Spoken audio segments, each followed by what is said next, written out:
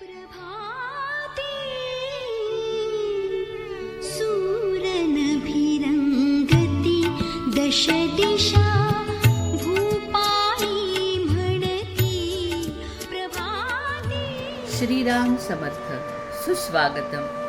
हिंदू जागृती न्यास आणि श्री घंटाळी देवी संस्थानच्या प्रभाते मनी या कार्यक्रमात डॉक्टर अश्विनी बापटचा सस्नेह नमस्कार।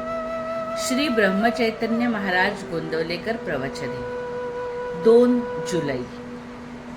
गुरुसेवा करणे म्हणजे काय? साधनाच्या आटाआटी कुठेपर्यंत करायची? जप, तप, नेम, याग वगैरे आपण कशा करता करतो? तर देवाची प्राप्ती व्हावी म्हणून। तोच देव जर आपल्या घरी आला तर साधनांची आटाआटी कशाला करायची? म्हणून साधनांची आटाआटी करण्याचे कारण नाही, नाहीतर त्याचाच अभिमान होतो आणि मिळवायचे ते बाजूलाच राहून उलट तोटा होतो। जे जे घडत असते ते माझ्या इच्छेने झाले असे समजत जा आणि त्यात आनंद माना। तुम्ही जी जी गोष्ट कराल त्यात मला आठवा। गुरुभक्ती करायची म्हणजे काय? त्याच्या देहाची सेवा करणे हीच गुरुची सेवा असे तुम्हाला वाटते का? त्याच्या देहाची सेवा करणे ही गुरुची सेवा होत नसते। गुरु सांगेल तसे वागणे हीच त्याची खरी सेवा होय। माझ्याजवळ जे येतात ते कुणी मुलगा मागतो, कुणी संपत्ती मागतो, कुणी रोग बरावा करावा म्हणून मागतो। तेव्हा माझी सेवा करायला तुम्ही येता का मीच तुमची सेवा करावी म्हणून तुम्ही येता? माझ्याजवळ येऊन मनुष्य देहाचे खरे सार्थक होईल असे काहीतरी करा।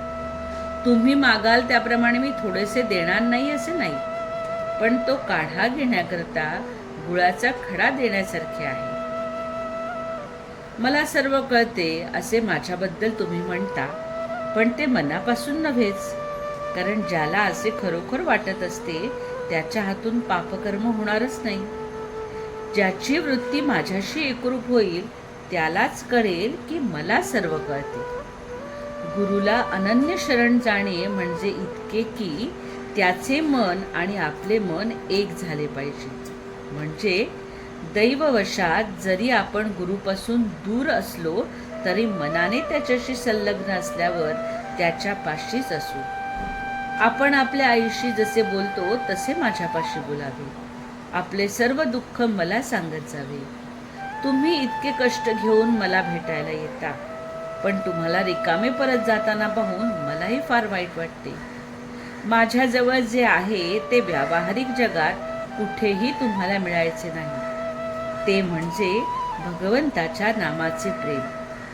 सगळ्या प्रपंचात खरी विश्रांती असेल तर ती नामस्मरणातच आहे।